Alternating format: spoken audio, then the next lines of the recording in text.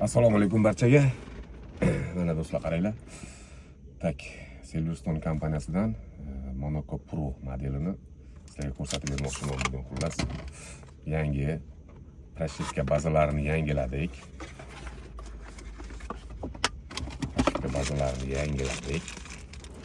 Biz mana ko'rib turganlaringdek yangi detektor. Orqasidagi klyonkasini olib tashlagan bo'ladi. Chunki mushayib qilmasin. Tak. Hozir o'zidan chiqqan soskalarni qo'yamiz.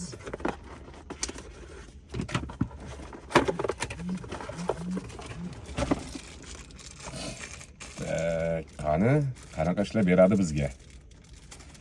Bitta yurish qilamiz hozir chiqib. Shaharning ichida uzoqqa ketmaymiz. Shahar ichida yuramiz, lochinlarga, kordonga, yangi kaskadga yuramiz.